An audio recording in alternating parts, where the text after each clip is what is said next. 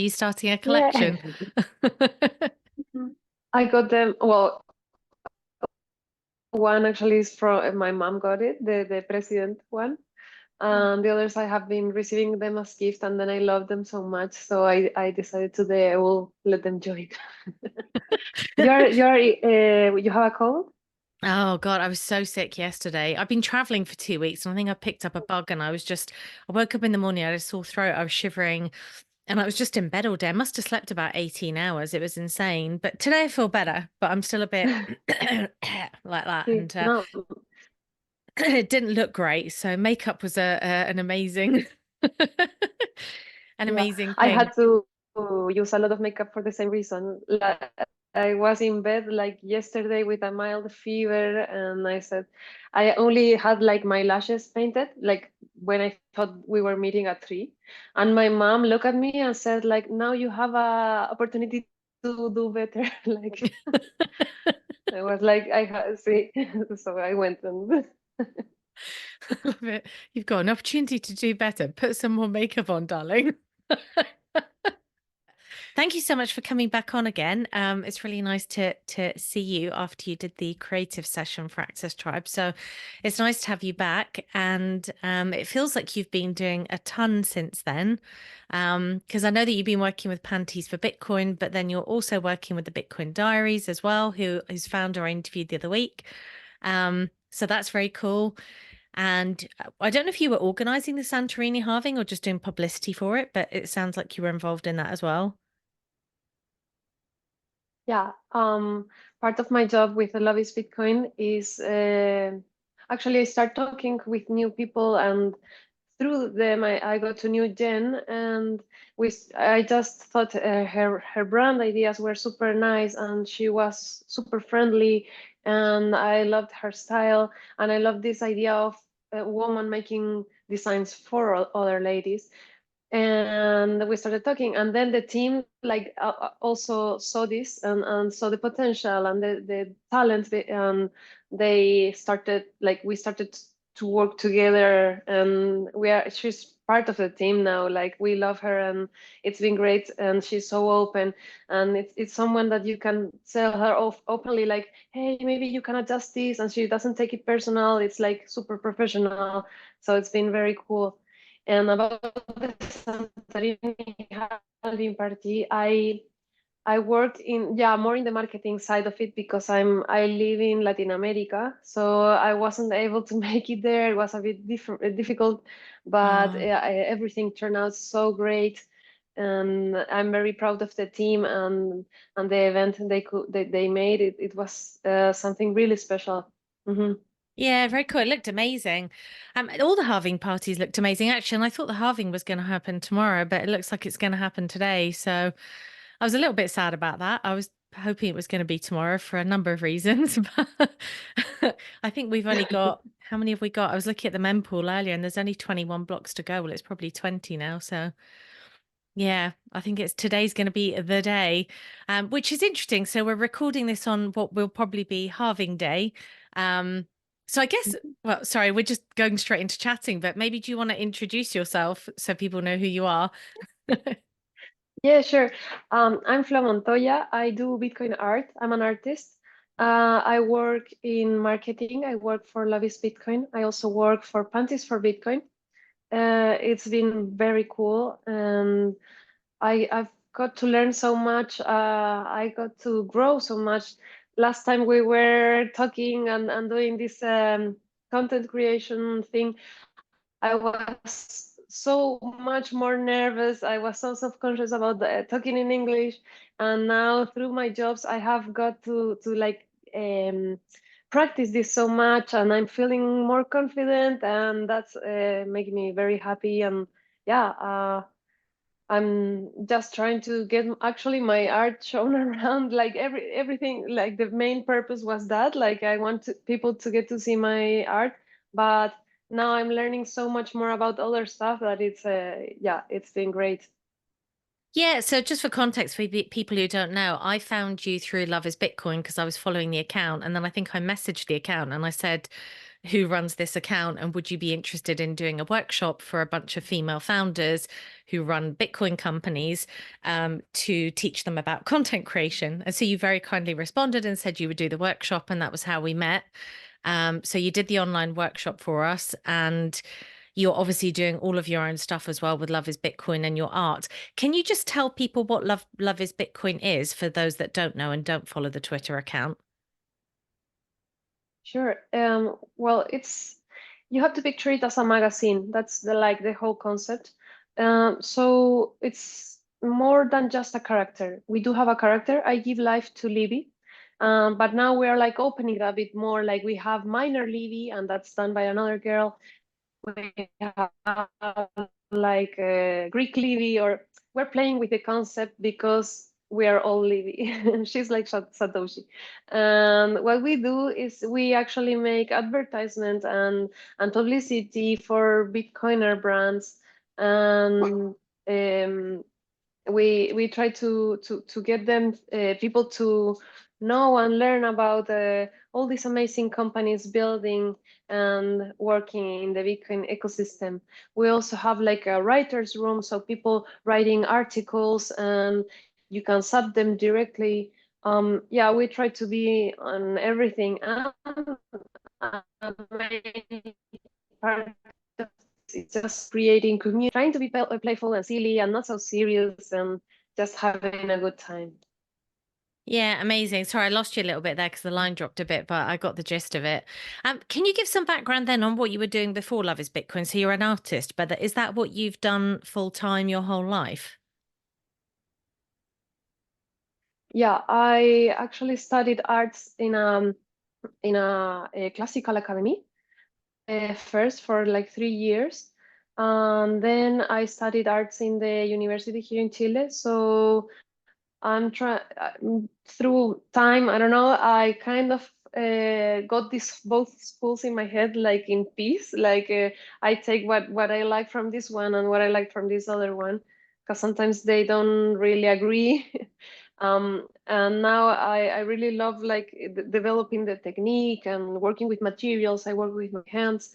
And through the university school, I got this more of the idea that you have to be very aware of the concept, that everything can have a meaning and that you can play with more than just what you're drawing. For example, I'm representing an image, but what am I representing it with?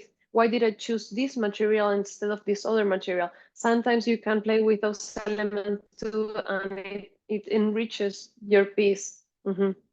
It's actually amazing the range of content creation that you have because you go from like very serious pieces of like what I describe as fine art, and then you've got like this whole career doing memes, which is quite incredible. Yeah, So no, it's but just with the memes, I gotta say that, sorry, I get a lot of help with the memes. Like, I do make a lot of memes, and I think I'm learning and making them better. But the team is amazing. Like I have to say, because I cannot take the whole credit for that. No. they're just really funny. There was something you posted the other day, and I can't remember what it was, but you were like, "Do you remember when blah blah blah?" Libby remembers. It was just the tone of it was so funny. I couldn't stop laughing. I was like, "Oh, this is so good, so good." Where do you sell your fine art then? Because you've got the website where you sell stuff, but are you showing in any galleries? Like, do you sell it at Bitcoin conferences? Like, where can people actually Yeah. find it?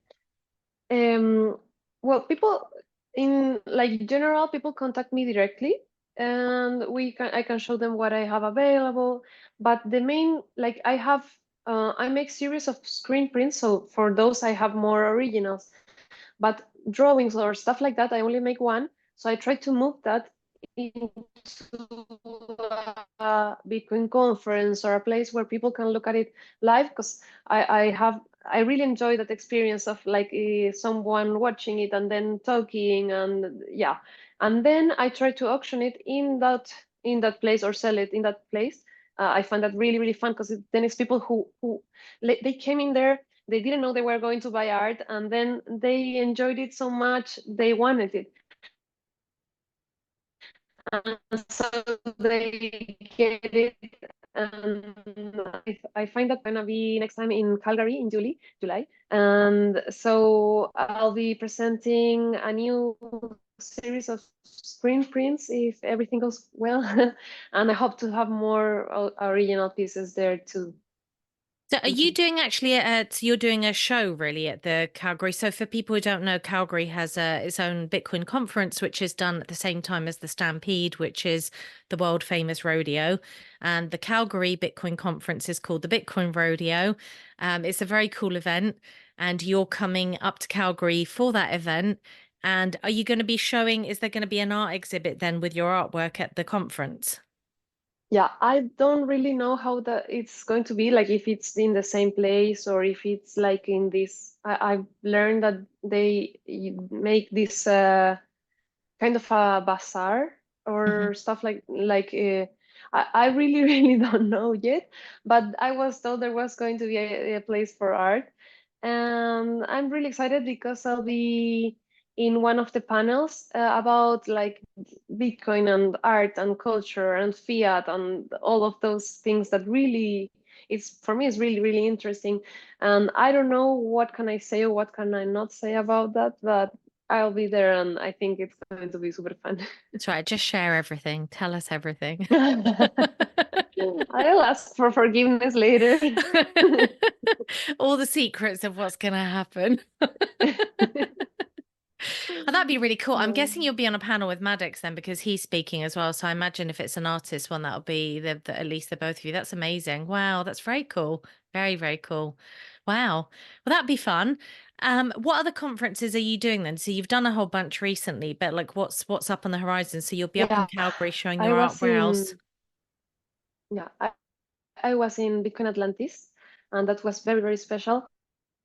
I really enjoyed it, and I it's a very cool place because I think it's like when you can notice when people are doing a conference in a place because it's like a big place, like a big city or something like that, or when they're building it because they want something to be done on that place, like they are working there every other month. They're building communities, they're onboarding uh, shops or whatever.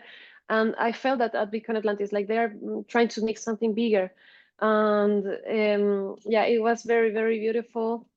The art had a like you couldn't go through this conference without going through the art. It was in the main the only entrance.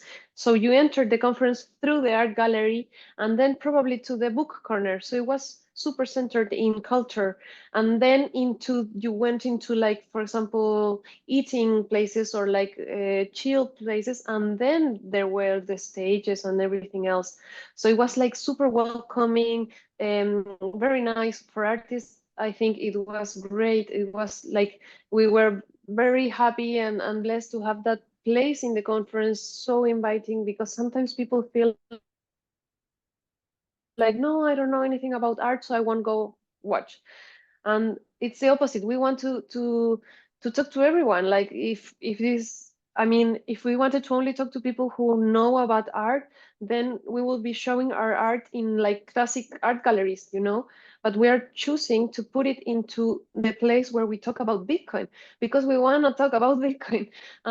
So it was very, very cool, and I had like an amazing experience, and I'm very thankful of everyone who organized that. Mhm. That's amazing. Would you go back to Madeira then, do you think? I would love to, but I don't know. I can never promise because living in Chile makes it very hard to travel. Um, yeah, I'm trying, but every conference I've been, I have only been once. I haven't been to that many, and I'm always like, oh, I would go back. But then you start talking to someone new, and for example, now instead of going to an old conference, I'm going to go to Bitcoin Rodeo. So it's really hard to make the decision because I can't go to that many a year. I would love to go to every conference, but I have to work my sponsoring deal now. I don't know. I have to see how to make that happen. But yeah, it's very. I really recommend it. Mhm. What do you mean by it's difficult living in Chile to travel? Is it a visa issue? No, it's really expensive right now. It's Oh, like being super far away, super like you cannot get a flight ticket lower than, I don't know, more than $1,000. And for me, it's just too much to make a lot of trips a year. And it used to not be like that. Like you could be like searching and you could find more better deals, but now everything is getting like super expensive here. Inflation, I don't know. yeah. Well, yeah. Are you going to do Nashville, do you think? I'm working for a piece for Nashville, but I don't know if I'll make it personally. But Oh, yeah, I'm working in a collaboration with I don't know if you know Daniel from Polymer Beat, amazing guy, super nice, and we are working on something that I'm very proud of, and I hope. I just want it to be displayed, like we are just in the middle of the process of working, and this is really hard because he lives all the other way around the world, and we are doing physical art. So he has to do his side, then ship it to me, then I do my part, then I ship it again to him. Like it's super crazy. We're playing with the borderless here effect, like see, very cool. But is that not quite um, expensive to do the shipping every time? yeah, but art is not logic. I'm We're going to just call the podcast episode that art is not logic. yeah. But I'm Oh, happy, and well, if everything goes as planned, we'll be displaying that piece in Nashville, and he wow. will be there. So I'm trying to go too, but he'll be there. So yeah, Wow, that's amazing. Well, I hope you make it to Nashville. That'd be really nice. I'm planning on being there, so it'd be really great if you were there. Because, well, actually, we'll meet in Calgary, so we'll meet before. But yeah, it'd be nice if you were able to make it down. Can you tell me a bit about Libby then, the creation of Libby? Because I know the story, but people listening might not know the story of Libby. So can you I talk mean, about that, like when you joined Love is Bitcoin, how Libby came to yeah. exist? Libby So knows. so Livy is actually bigger than me. Livy, the character of Livy has been managed by I think other two girls before me. But they weren't they didn't want to put like their faces, they didn't want to be public. And once I was like interviewed by George, he said like, would you be willing to be public? And I said like, yeah, I have to practice those skills anyways. Like I saw it as an opportunity actually. it's it was very weird. It was like, oh, how am I going to do this? Like very weird feeling. But and Livy has her own personality. Livy is super different from me. Livy is like and she doesn't care about anything, and I'm not like that. um, I don't post much pictures of myself in my own social media, and Livy's all day like taking selfies. It's super crazy. So yeah, like people, my family sometimes make fun of me, like, who am I talking to now, Livy or Flo? Because it's like a whole other person. And yeah, well, and then I agreed, and I started very slowly posting. Like at first it was like I remember I made every picture a lot of like blurry, and I was like a bit, I don't know, self-conscious about it. And then I started losing it, and now I'm like speaking in English, making videos. Like who cares? Like learning from this character to be more like chilled, maybe. So it's been a very weird but very fun experience. It's your alter ego. It's crazy. So what happens when you retire from doing Libby and somebody else picks up? Because now that you're the face of Libby, like what happens, or does a new character get created? Yeah, I don't know. No, but I think people will embrace it because we want Livy to keep alive, and we want Livy to be always happy, always young, always. I don't know. She has some characteristic that I don't know. At some point, I won't be able to be Livy anymore, maybe because of life. And I think even though you get used to one face we also are like I said, we're playing. But Libby is like Barbie in a way. Like you have Dr. Barbie, you have, and everyone is Barbie, like in the movie. So it's kind of that. Like maybe I'm the Libby that started, but I will not be the only Libby. And even if I'm here like a lot, more years or something, there will be more Libby's. Like we are playing with that idea because we want Libby to be more of like Satoshi in a way. Like everyone is Libby except for Craig Wright. God, can you imagine Craig Wright as Libby? I can't imagine anything worse, actually. I hope Oh he my doesn't God. sue me because of this. Yeah, she said that I wasn't Libby. That would be the most ridiculous lawsuit on the face of the earth. Hilarious. Um, so what are your plans for your next pieces of art then? You're working on this amazing one with your friend where you're doing this crazy back and forth, sending Yeah. a physical piece of art back and forth. I've never heard of anyone doing that, by the way. That's completely nuts. But other than that, like what other pieces do you do? Are they all Bitcoin focused? And like what other Yeah. stuff are you working on? What are your inspirations at the moment? Yeah, they're all Bitcoin focused. I'm I'm very obsessed, and I think it's like I think I will get to a point where I will want to do something else, but I cannot see it right now. Like I know at someday will come, but now like every idea I have is Bitcoin related, super obsessive. And what I'm working now I'm working on a new screen print series, and this will be a free Assange series. I did a free Ross one, so there'll be like twins, and this project is not to profit from. Like I will donate to the free Assange organization. I take the costs, and then like I donate everything. Like I don't care.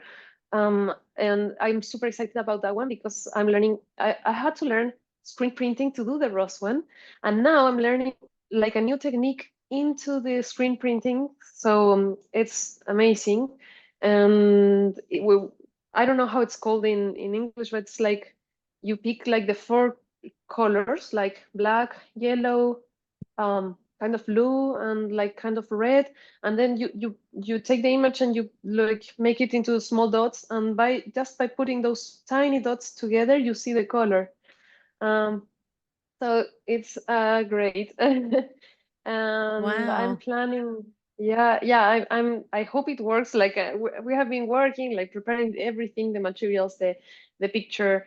But up to the moment where you like print, you don't know what is going to come out of this. This is so weird because I'm more used to drawing. So when you're drawing, you're like always seeing the result and you can make the changes and you like adapt or whatever. But this is more like a surprise. So it's a very different process of creation. Yeah. Wow, that's incredible. How did you end up finding out about Bitcoin, by the way? Like, what's your orange pill story? It's super weird. Like the first time I remember listening about Bitcoin was when I was studying arts in the classical art school, and I had a friend there who was studying as well, and he was like, "Oh, have you heard about this Bitcoin thing? Bitcoin was like about $100 per coin," and we were like, "You are so crazy. This place is full of crazy people. Like we are all super crazy, but you're the craziest."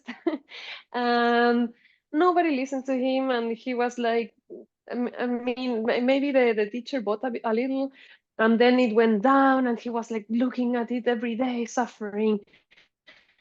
And I had this idea of this thing that is not real and it's in the air. I forgot about. I remember talking with my family, and then I forgot about it. I was living with my parents, and then it was fast forward until like 2016 or 17, and my dad actually was actually like looking into this Bitcoin thing, and he made a try because he works for a foreign company, so he always got paid in euros and had to move the money back here. So in process, you had to pay the banks, you have to wait time, like it's not very cool. So he decided to try Bitcoin. Like I'll buy Bitcoin here and sell it back home and see how this thing works. and that was so much faster. You didn't have to deal with the bank dudes. He actually got himself like a 10% raise just by changing this channel. And I remember Wow. he waited a bit uh, till then. We were talking and all. Well, we had like a short shitcoining phase at that moment. Like, yeah, but Bitcoin is so old. This new technology will win and blah blah blah.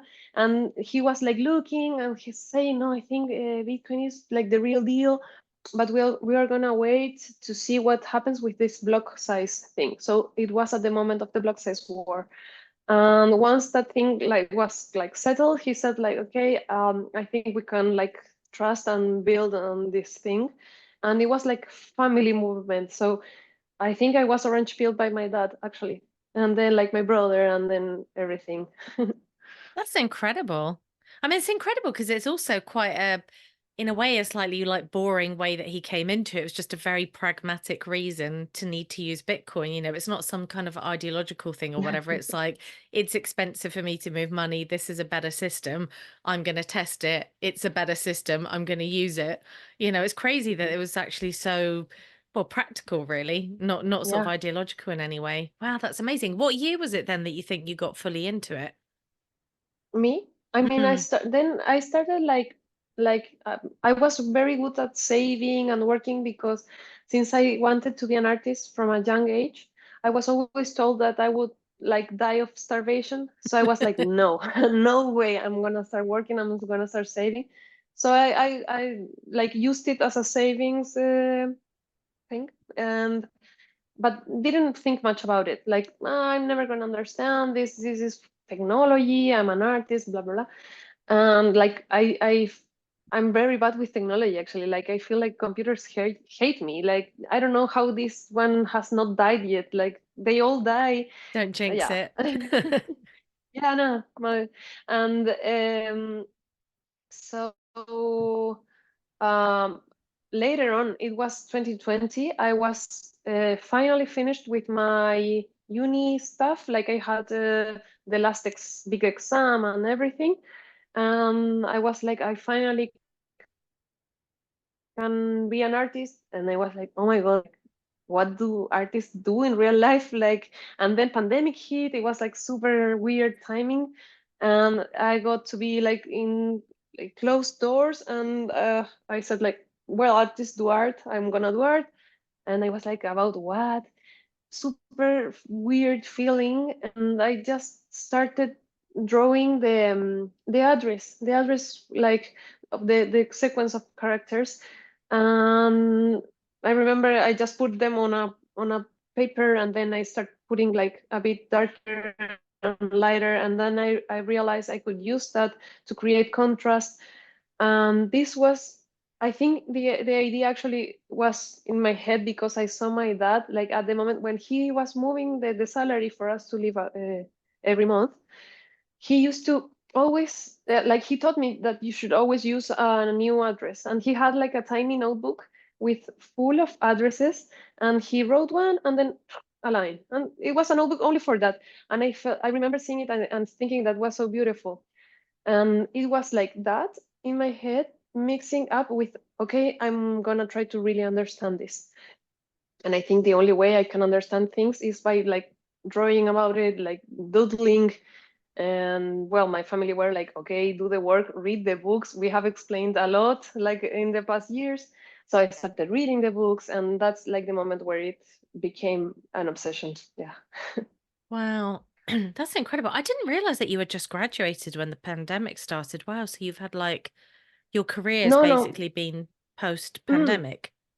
Wow. The thing is, I took a lot of to like I took longer to study than people regularly do because I did this 3 years before in this school that was after school, and then after that I did the uni that here is very it's like 4 years or something like that, and then I took 1 year at least, yeah, 1 year I think, to do my like this final work you have to do like present. And so yeah, it wasn't uh well, yeah, I don't know. I took a lot of time. So what you're trying to say is you're older than you look. No, We'll find like out what I don't Libby's real age but is today.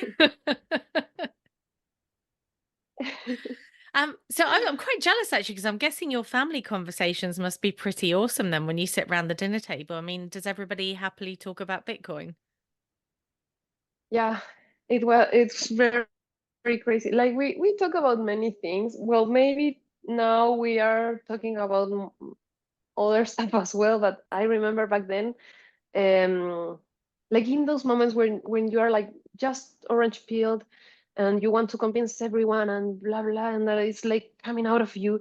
And we were 5 people in that situation, so you can imagine. And we used to have like dinner almost every day together, like if someone skipped one dinner. But usually we were used to sit in the table, like eat together. So yeah, you can imagine those dinners were very crazy. But it helped me so much because for one side, I kind of started losing this fear, like I'm not going to understand this. Like, why not? Like those are fears you are putting into yourself. And also, like, it's great to see everyone's perspective. Like, my brother, for example, is a computer engineer, so he's of course was more focused on the code and blah, blah, blah, the I don't know, technology, and then all these layers on top. And when I started to be more obsessed about it, for me it was more of like, how is this going to shape our society? Like, this is too big, this is going to impact us in so many ways. We are changing the base layer on what everything stands on top. So I'm still trying to think about that, to figure that out. And then I started to think like, wow, fiat really ruined everything. Like, you get to the other side, like, this is I don't know, you face something, you say, why is this like this? Like when you have like a normal problem, and then you start thinking about it, and most of the time it's like fiat, yeah, ruining everything. Yeah, it is pretty crazy actually when you I know it's that sort of thing of like Bitcoin fixes this, but it's true when you look at all of these sorry, these societal problems. And then you realize when you really take it back to first principles, fiat's always at the root of it. So it's quite mad actually how that ends up being a thing. That's crazy though. I just can't imagine your family dinners. What does your brother think about your career as a Bitcoin artist then? And what do your parents Well, think? no, they are super supportive. They are. The first time I went to a Bitcoin conference to show my art was in Bitcoin Miami 2022. So I took me 2 years from when I started doing the Bitcoin art to when I actually got to like showcase something. And it was the first time I showed anything, because the only time before that was in my presentation for this final exam, which is not a real thing. It was like one day there, and then took it everything down very fast to clear the room. So it was a big deal for me. And he actually came with me, my brother, and helped me to set up everything up. And I remember my sister and her husband, they were traveling somewhere else. They had this trip like arranged, and they said like, maybe we can join you guys in Miami. And then they bought another ticket to came, and they came like the last day of the conference. And we got them tickets, or I don't remember. And but it was super fun. And no, and then for every conference I've been with someone of my family. Last year I was in Amsterdam 2023 and in Lugano Plan B, and I was there with my mother and my sister. And this time Oh, for Madeira, actually everyone came because we made like a family trip, wanted to know the island. And yeah, some wow. yeah, I'm very, very supported. That's amazing. And your whole family are coming up to Calgary as well, right? No, well, because they cannot take that many vacation holidays from their jobs. So my dad and my mother wanted to come, so we are going, the three of us together.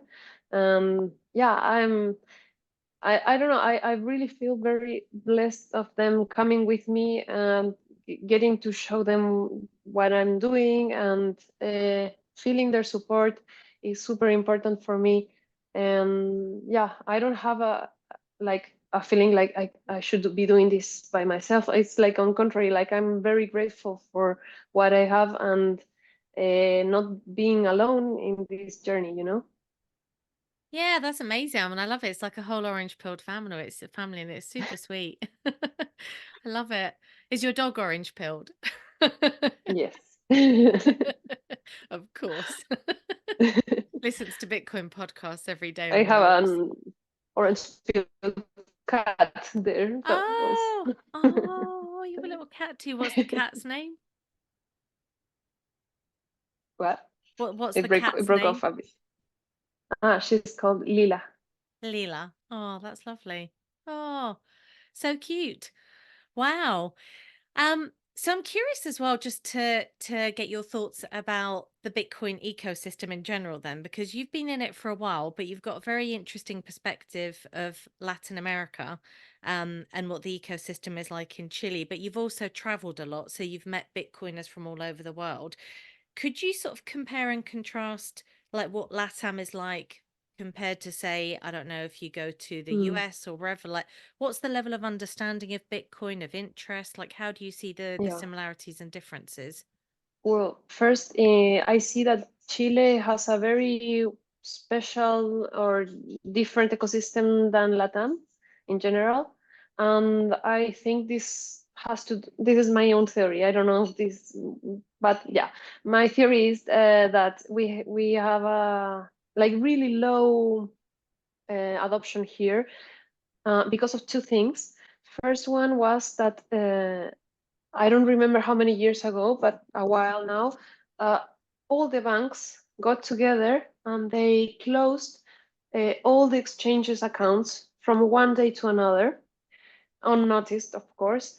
And then all exchanges had to meet and started working together to make a lawsuit, yeah, to Lawsuit, sue yeah. them, yeah, um, to well, saying this was illegal, and so Sorry, the this was judge. the Bitcoin exchanges.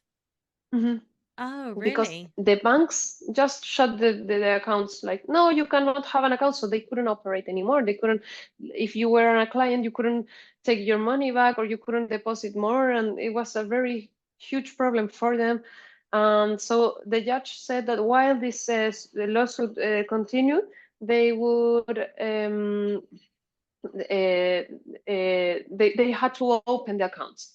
So after 1 month, they started operating again. But what this created was a very, very bad publicity. Like people were like, of course, this thing is super sketchy. This is, look, the banks that are the thing that I trust are like closing it. The publicity in the papers was like awful. And also what happened is that no new company could open a business, Bitcoin related business in Chile. Because if the banks were being sued by these guys, if they open something with someone else, it was like super stupid for them. So it closed it like a bubble, like super protected ecosystem. Actually, I think it was good for the people, for the exchanges here, but not good for the ecosystem. And the second thing is that I think Chile had like a very good couple of years economically. We were like doing kind of fine. So people were not looking for an alternative, I think. We were not that good that you would say like, where would I invest my money? Like maybe in Europe or in the States or places like that. But we were not doing that bad that we were like, how do I escape this thing? So we were like the middle class, like when you stay quiet and you just work a lot and hope for the best. So I think these two things combined made it that Chile has not that much adoption when you compare it with other countries in Latin America. For example, Argentina, our next door country, like the adoption there is way, way bigger. Wow, that's really interesting. And how do you sort of see it versus the US? Because I think one of the kinds of things that people in the Western world complain about is that people in the Western world don't really understand how important Bitcoin is because they don't need to. Um, do you Mhm. think that that's the case? Like, how do you sort of see the mindset in the US, for example? Yeah, well, I think the US is so big that you have a lot of different people, but I do see that kind of uh, financial privilege mindset in a way. Like it's like, why would you like escaping from what? Like if you cannot see the problem, why would you look for an alternative? Like take the trouble to learn. Like Bitcoin is not easy in that way. Like you have to first you start like feel losing this fear of just buying it and then watching the volatility. Then you start seeing this, hey, take your Bitcoin out of the exchange and you have to face this idea. Okay, I have to get a hardware wallet. You get your hardware wallet and you have to set up programs. And if you have never verified a key or like public keys and stuff like that, since like me, I had never And done then that Ledger thing puts a back before. door in your hardware wallet and you have to change hardware wallet. Yes, so it's not friendly, you know? So if you don't feel the problem, like why would you take all those steps? So I think people who are doing that, who are like taking the steps, is because they are, it's more of a statement, like you wanna see a better world, but not maybe like not naturally because you need it, I think. Yeah. Yeah, that's interesting. That's very interesting. So maybe in the US it's more ideological and maybe in Latin America it's more pragmatic. Yeah, here is like I need this, like help, I'm drowning. I think so. Yeah. Yeah, it's interesting to me because I mean we talk a lot about inflation in the Western world now and it's nothing compared to like Latin America. And I wonder like when there's really really high inflation and people can't afford to buy food anymore, what actually happens in places like Argentina? Do you know? I mean, do people just start bartering? Well, black markets, a lot of black Right. markets. And they in Argentina, for example, most of the people were like actually living on a dollar standard.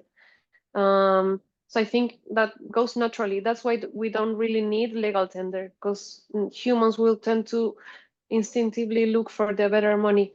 But many people suffer and struggle, and then you have to. Then they start printing more money to cover that up. Like we'll give you this help, and then it's super hard because you have to tell people, okay, we want to fix this, but in order to fix this, we're not going to give you this help anymore. And how do you get someone to vote for you when you're saying that, and they are suffering? So it's not really easy. Like you're telling them, I know you're suffering, I have to make you suffer more in order to help you to be more stable. And it's a very, very strange promise.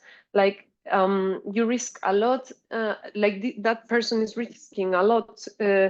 If you put in his shoes, like he lives for today. So it's really hard. Yeah. But when you think about it, that's the crazy thing about Milei. We can think a lot of things about him, like is he going to really shut down the central bank or not, or whatever. But what for me stands out is that he was honest about that. He was like, "You are going to be in pain, but I'm going to fix this. But you have to like stay with me through the pain, and we'll get this fixed." And people voted for him, even though he spoke that. So that's really interesting. Yeah, it'd be interesting to see what he does. I mean, I was listening to Whitney Webb's podcast this morning with TFTC. She was talking about how, I mean, her view is that he's basically, I don't know if she expressed it this way, but like controlled opposition because he's dollarizing Argentina Mhm, and, you know, he's doing a whole bunch of things that basically help the globalists and their various agendas as opposed to helping the Argentinian people. So we'll see. We'll see. mhm. I think he's a bit too good to be true, to be honest. You know. He's a politician. Like I always think that politicians are very weird human beings. And the moment he stood in that office and he took but he's telling like, no, I come from this other side. I'm not coming from politics.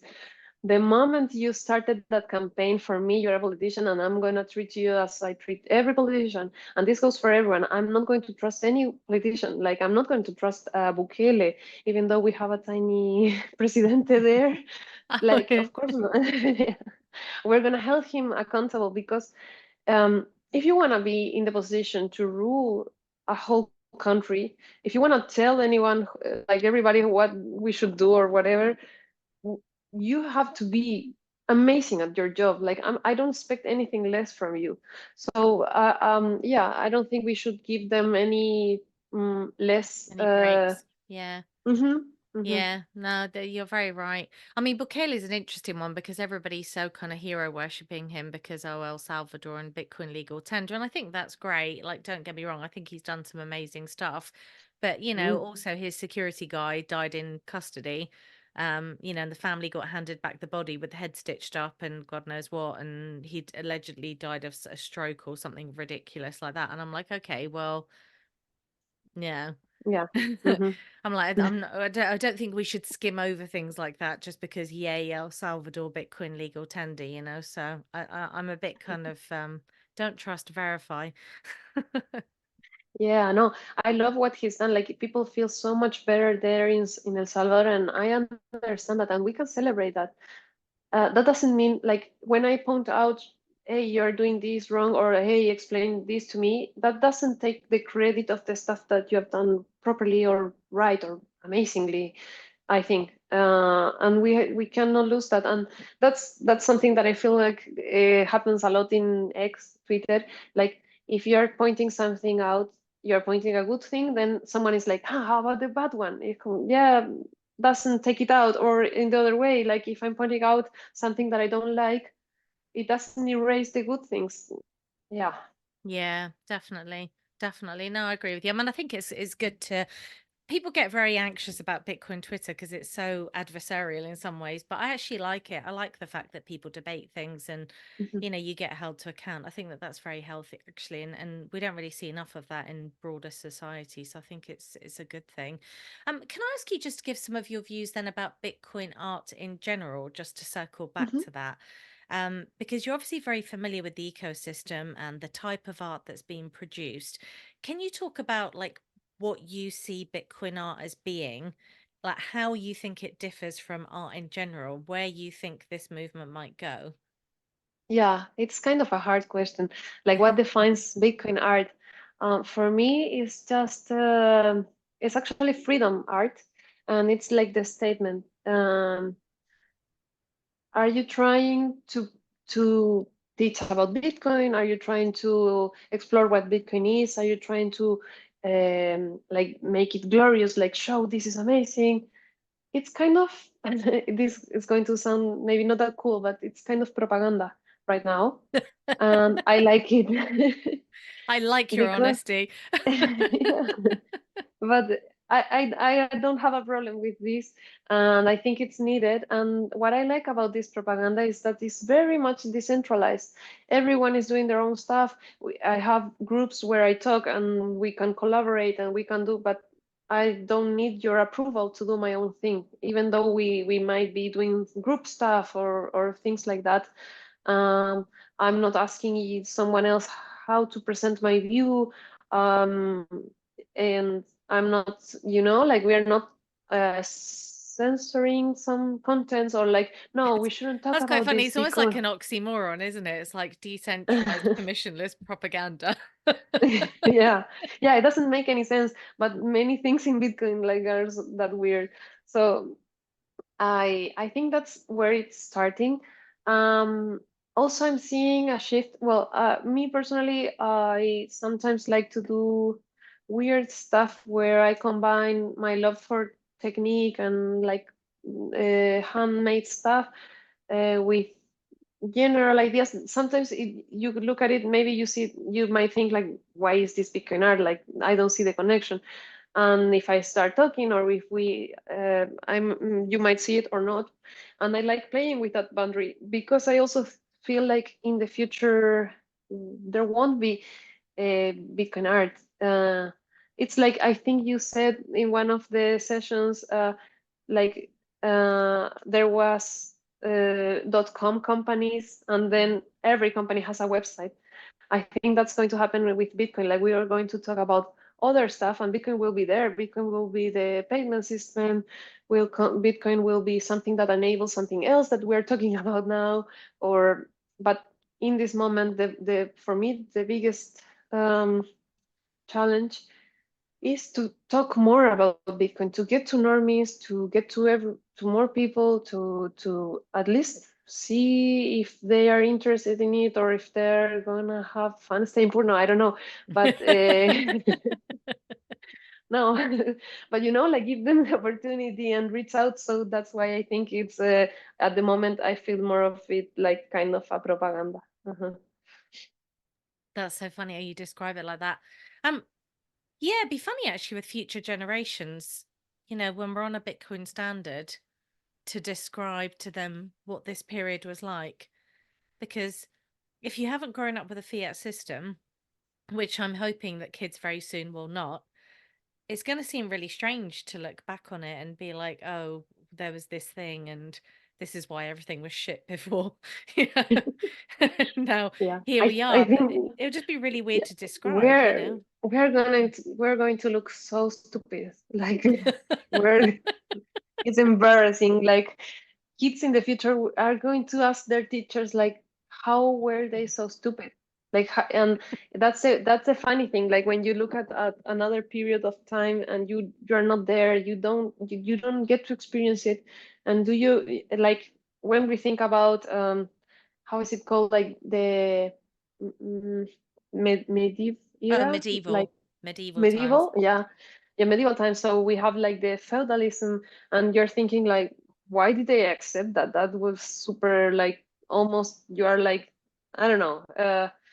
And then, but we weren't there, and you get so judgy when you're not having the problem, and you get to see the picture from far away. But I hope they appreciate that That we fought for them. yeah. Yes, it's all about the children. It's like Greg Foss, isn't it? Hashtag for the kids. Yeah. Yeah, it's true. It's just a weird thing to imagine because I think we've grown up. I mean, I would have spent about half, well, if we were, to go on to a Bitcoin standard now, I would have spent almost half my life probably on a fiat standard. So it would be weird to look back and think for future generations how different that will be. So very cool, but very strange. And then I guess Bitcoin art, all those things are just going to be relics of a bygone era. People will buy them to be like, this is a piece of art that was made as we transitioned from a fiat standard to a Bitcoin standard. Life was still shit then, but we were in a transition period. That'll be the Yeah, movement. It'll be called transitional art. maybe it's like transitional renaissance. Yes. Yes. Definitely. Wow. Well, I feel compelled while we're still on the line together to check the mempool and see how far we are off of the halving. Are you doing any halving art, by the way? No, I'm not that good into I just do whatever I want, and not even Bitcoin code can tell me what to do, I guess.